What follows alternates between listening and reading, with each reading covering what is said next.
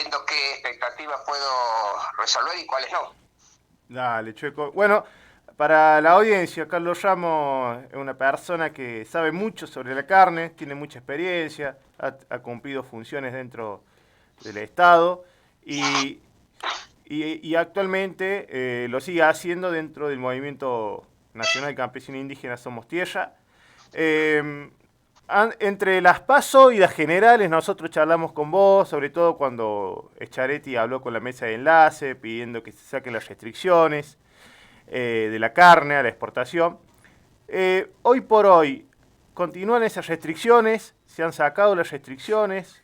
¿Qué se sabe de esto con respecto?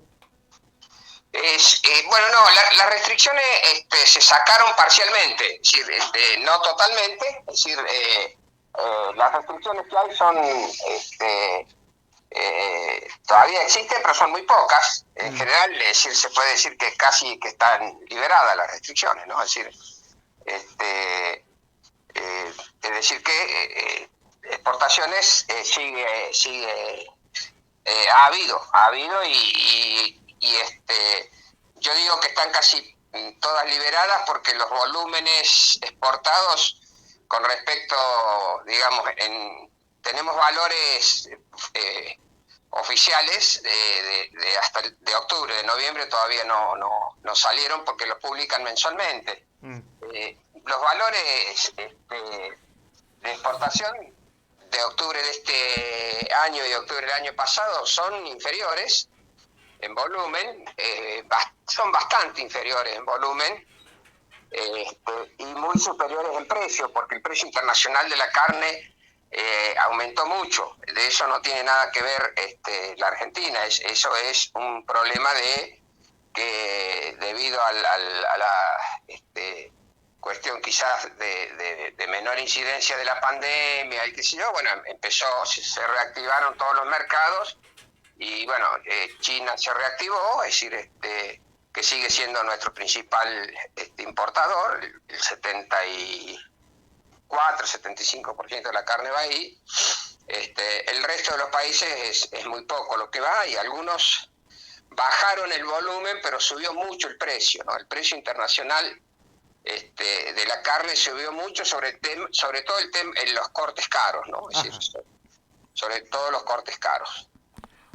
Hoy, Eh, hoy Clarín titula La pelea con el campo, cepo a la exportación de carne. El gobierno le avisó a la mesa de enlace que las restricciones seguirán en 2022.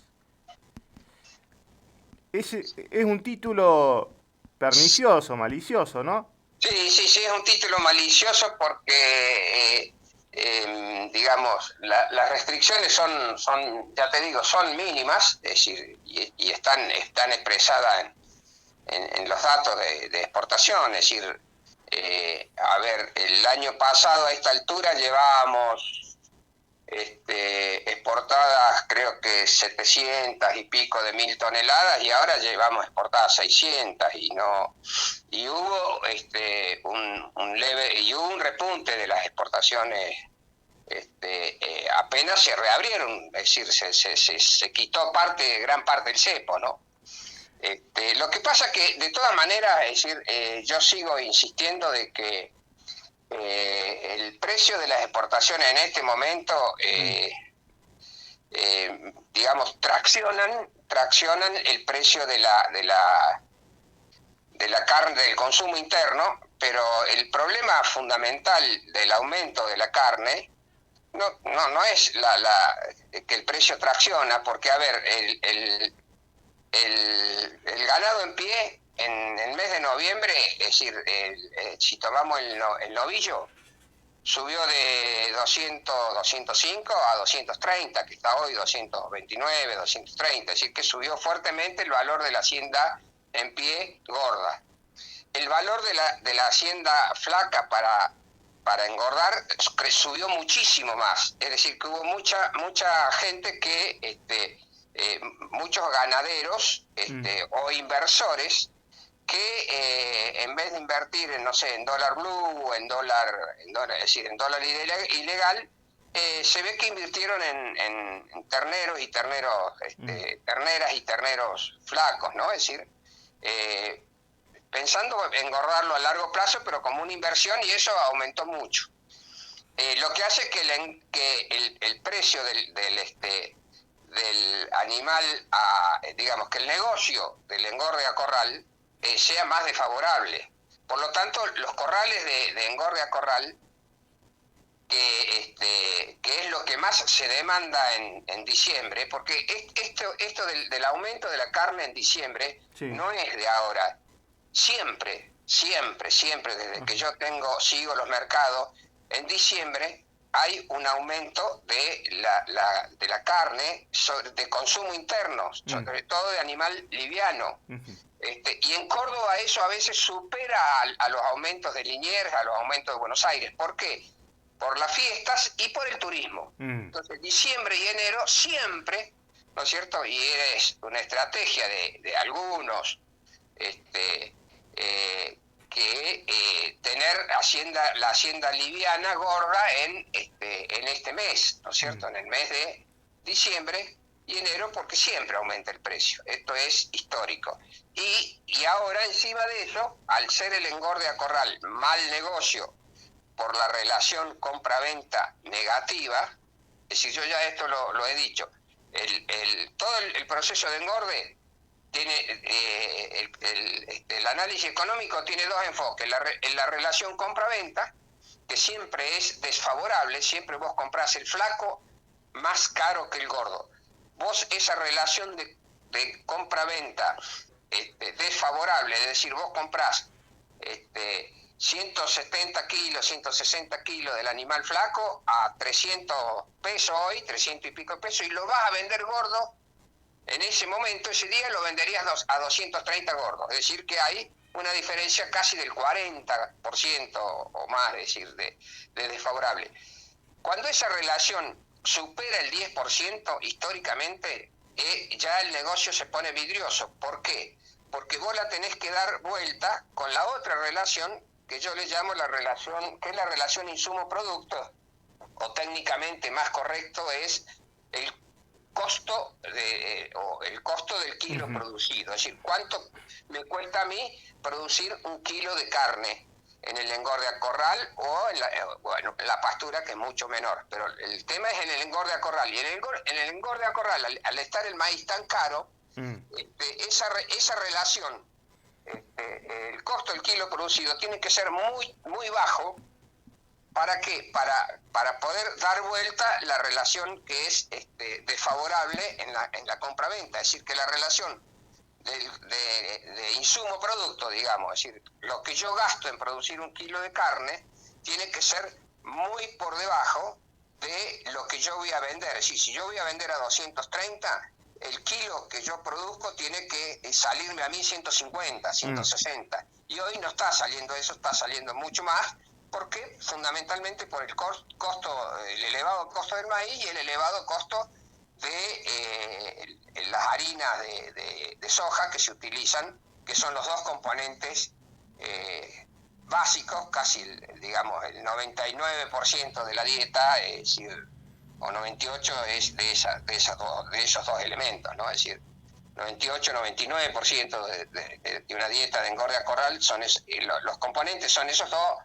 Puede ser, en vez de harina de soja, si es de girasol es más cara, así que puede ser harina de garbanzo, pero normalmente es harina de soja, ¿no? Es decir, es la que está más accesible, es la que hay más cantidad, y a su vez es la que más se exporta, por eso el precio también está dolarizado de eso, ¿no? Es decir, Argentina es el mayor exportador del mundo de harinas y aceite de soja, sobre todo harinas, ¿no es cierto? Entonces, bueno, ¿qué pasa hoy? La gente que tiene poder adquisitivo, la clase media alta y la clase alta, hoy demanda para la juntada de fin de año, para las fiestas se hacen con asado, es decir, el asado, un componente, se hace con carne. Sí, sí. Y bueno, entonces por eso siempre aumenta. Y después en la fiesta pasa lo mismo. Y este año iba a aumentar más, era de esperar que se aumentara más, porque hay poco encierre en los corrales de engorde a corral, hay poca oferta. Entonces, al haber poca oferta y una demanda que se viene abajo, evidentemente, porque estamos por debajo de los 45 kilos o en 45 kilos, es decir, por habitante por año, es decir, pero de todas maneras hay un sector que sigue comprando y demandando carne, es decir, esta carne cara, ¿no? Es decir, podríamos decir que somos una sociedad, la Argentina, muy cárnica, muy consumidora de carne, por lo tanto, esto se rige por la oferta y la demanda. Siempre va a estar a un precio alto. Eso lo que lo equilibra por ahí son nuestros ingresos, que tengamos un buen ingreso y que no sintamos tanto el precio. Exactamente, yo tengo varios artículos escritos y dichos que el precio de la carne en la Argentina es precio sueldo, es decir, es un precio sueldo. Si a vos te aumenta el sueldo y festejás ese aumento del sueldo, es decir, o te aumentan de categoría en tu trabajo y eso significa un aumento de sueldo, y vos, ¿con qué lo festejás? Con los amigos, con un asado. Exacto. ¿No es cierto? Es decir, nosotros somos, es decir, y yo eso no soy un crítico de eso, por más que a algunos no les guste porque sean veganos o vegetarianos, yo los respeto, pero parte de nuestra soberanía alimentaria es consumir carne, ¿no? Y sobre todo carne, somos grandes consumidores de carne bovina, es decir, a pesar de que la carne de hoy, la carne de ave y la carne bovina casi están empatadas, si ya no están empatadas, en cuanto a consumo per cápita. Estamos consumiendo arriba de 40 kilos de pollo, es decir, por mes, y el consumo de cerdo también aumentó muchísimo, a valores que eran casi insospechados que se iba a llegar. Entonces, somos consumidores de carne. Ahora, esos son promedios. Por ejemplo, en el tema aves, y hay datos que son preocupantes. Por ejemplo, ha subido muchísimo el consumo en los sectores de menor poder adquisitivo, el consumo de vísceras, ¿no? Es decir, de las menudencias que se llaman del pollo, que son ricas, es decir, son para hacer guisos, que yo. Pero en las menudencias de pollo van todos los antibióticos, todos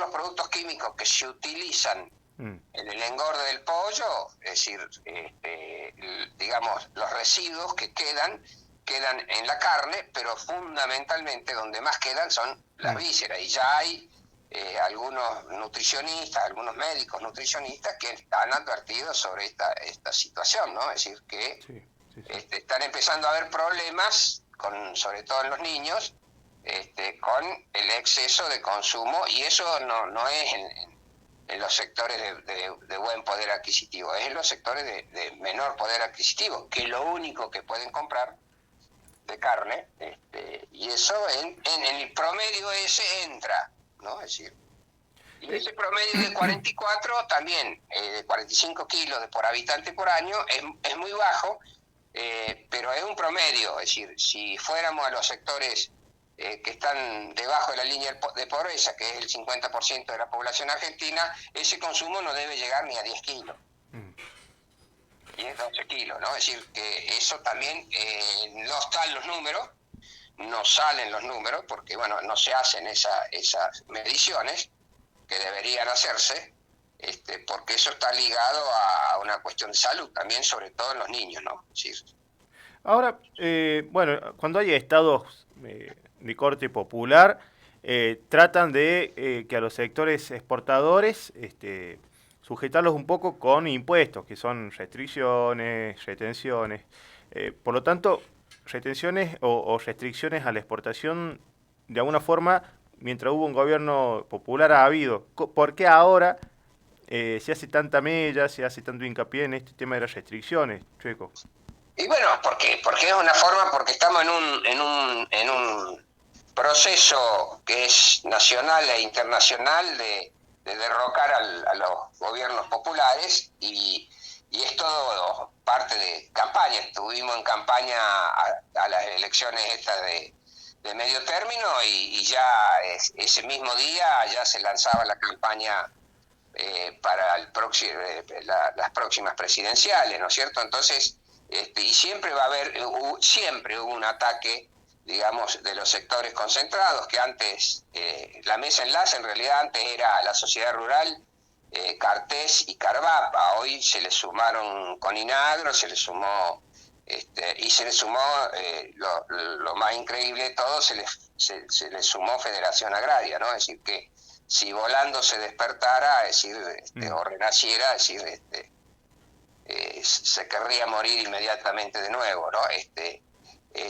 Pero siempre hubo un enfrentamiento, una queja, porque todo, es decir, todo impuesto que vos le pongas al campo, es decir, o que le pongas a los sectores de mayor poder adquisitivo, se van a quejar porque dicen que son los que pagan más impuestos, cuando eso no es real. Los que más pagan impuestos son las clases medias, y más que todo, y las clases más populares de menor sueldo, porque vos pagás IVA en todo, vos no tenés cómo desgravar, vos no tenés cómo evitar, vos no tenés contador, no tenés nada, y pagás el IVA, lo pagás en todo, ¿viste? Así compré en negro, cuando compras en negro te cobran el IVA, te hacen una rebaja del 5%, pero se evitan el 21%, es decir que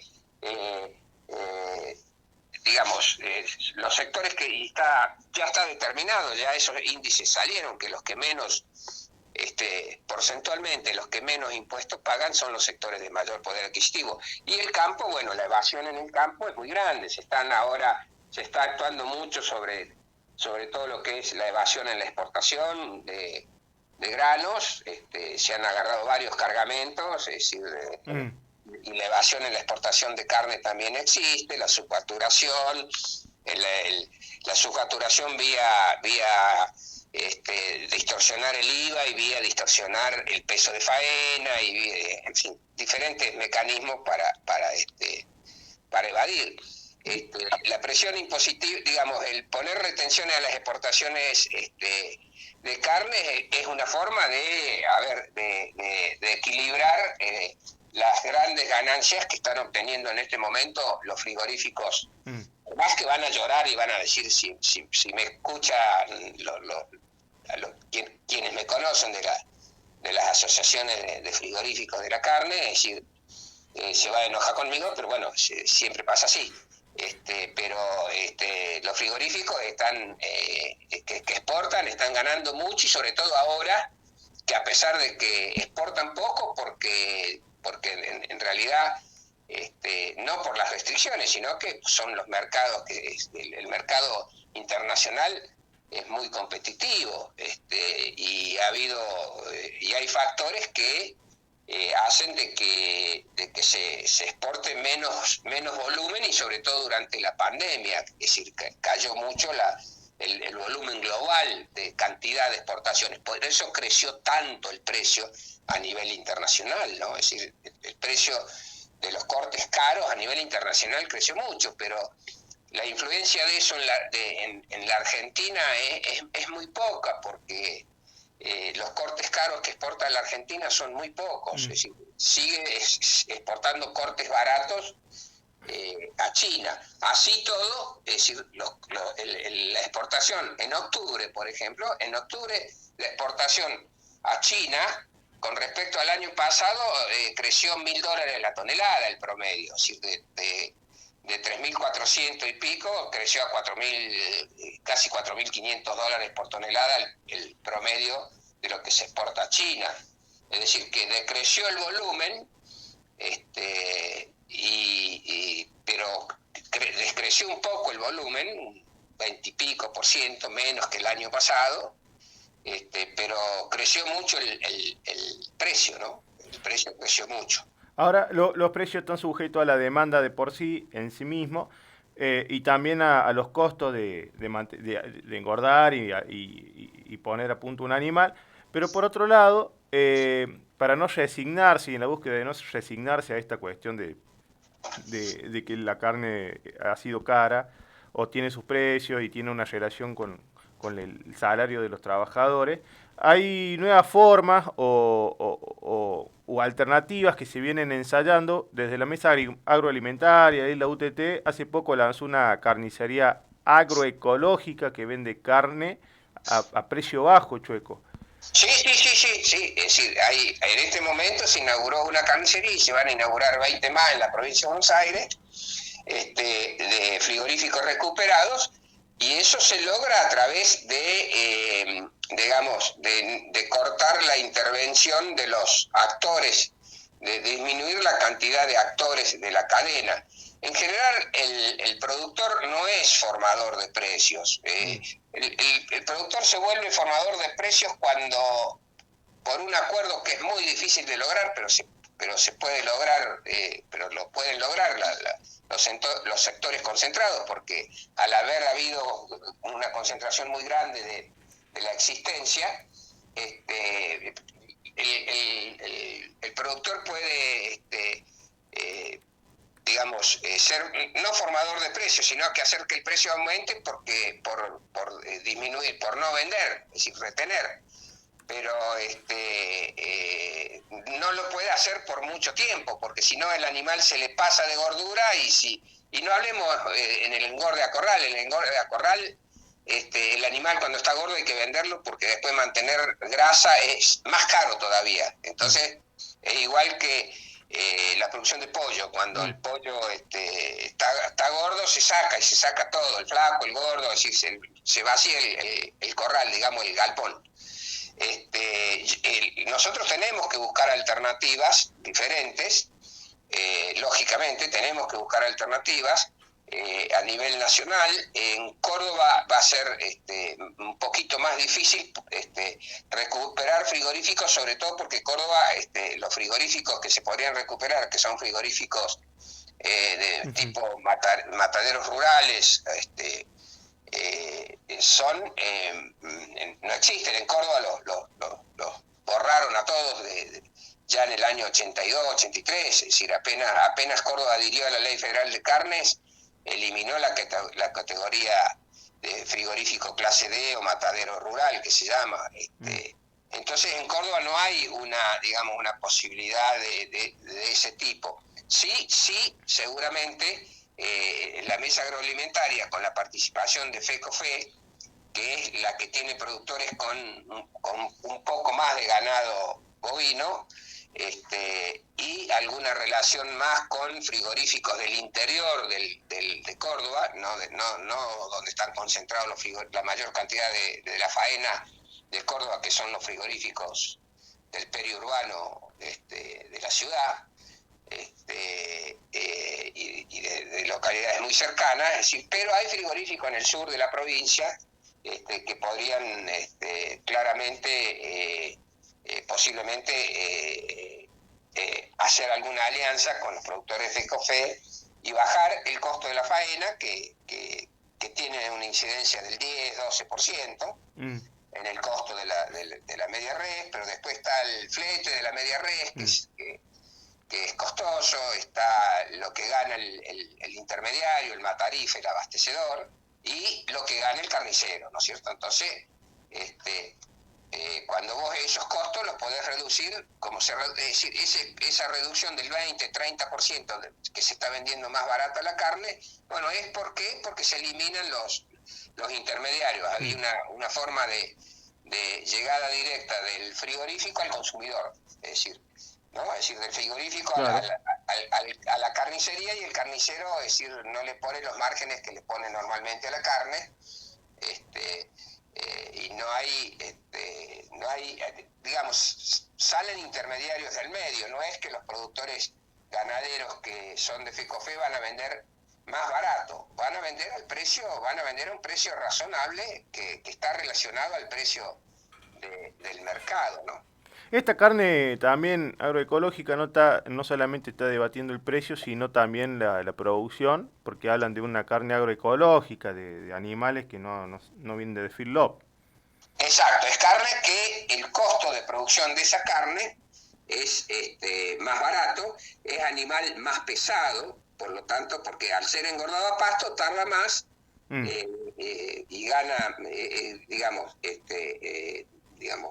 tiene más peso por un problema de que tiene más edad, más peso y está engordado a pasto, es carne más sana para el ser humano, para el consumidor es carne más sana y tiene menos costos. Es decir, los costos son mucho menores que el del engorde a corral. Entonces ellos pueden vender a un precio no de engorde a corral, porque ese precio no lo venden ni siquiera los grandes productores que producen a pasto, porque hay grandes productores que se han pasado su producción a pasto y a lo mejor una terminación muy corta en corral, ¿no? Es decir, pero eso también es bastante antieconómico, así que están muchos terminando solamente a pasto. Chueco, ahí te hago la última para ya liberarte. ¿Es posible hacer este pasaje, esta transición del engorde a pasto que en vez de a feedlot? ¿Es posible esto? ¿Qué hace falta? Sí, es totalmente posible. Yo por lo menos soy optimista de que es posible. Y lo que hace falta es que el Estado estimule, ¿no es cierto? El Estado estimule impositivamente, estimule crediticiamente. Siempre digo impositiva y crediticiamente con crédito e impuestos reducidos, orientados y supervisados. ¿Orientados qué quiere decir? Orientados a que produzca a pasto y que no, es decir, y que respete las carencias de todos los productos químicos que necesita usar, es decir, los antibióticos que necesita usar, o los antiparasitarios que se necesita usar, y los créditos lo mismo. Si el crédito es para eso, supervisar que sea para eso, porque si no el productor lo saca para una cosa y lo utiliza para otra, ¿no? Es decir, esto ya es muy antiguo y nosotros lo pudimos demostrar en los 70, pudimos demostrar claramente que los créditos que otorgaba el Banco Nación para ciertas líneas tecnológicas o de mejora a los productores, es decir, los productores compraban, con ese crédito cambiaban la camioneta o compraban otra cosa y no lo usaban para... Por eso en ese momento se instaló, ¿no es cierto?, el crédito orientado y supervisado, ¿no? Es decir, eran créditos para orientar la producción hacia cierto tipo de animal que tiene que ser a pasto, que tiene que ser pesado, porque aparte es más eficiente la ganadería a nivel global, a nivel nacional. Inclusive permitiría exportar carne a Europa, que exige carne a pasto, y otros países que exigen carne a pasto, y los costos de producción serían inferiores. Y a su vez los costos del frigorífico, la eficiencia del frigorífico sería mayor, porque el tiempo de faenar un animal de 330 kilos, 340, 350 kilos, ¿no es cierto? El costo es el mismo que el faenar uno de 500. El tiempo operativo y las operaciones que hay que hacer son las mismas, nada más que, es decir, con ese mismo costo, vos en un caso tenés 2 medias reses de 90 kilos cada una y en el otro caso tenés 2 medias reses de 125, 130 kilos cada una. Entonces vos, por el mismo precio, obtenés más producto. Entonces aumenta la eficiencia de nuestros frigoríficos. Nuestros frigoríficos son ineficientes, ¿por qué? Porque faenan mucho animal liviano. Y eso lo tienen que diluir en pocos kilos de media res después. Bueno, Chueco, muy interesante, che. La verdad que da para hablar mucho más de esto, pero sabemos que los tiempos son otros. Son tiranos. Te agradecemos mucho, Chueco, te agradecemos mucho. Esperemos cruzarnos antes que termine el año. Y bueno, siempre gustosos de escucharte. Bueno, siempre a disposición. Un abrazo para todos y muchas gracias. Vale, hasta luego. Chao, hasta luego. Bueno, ahí con el Chueco Ramos.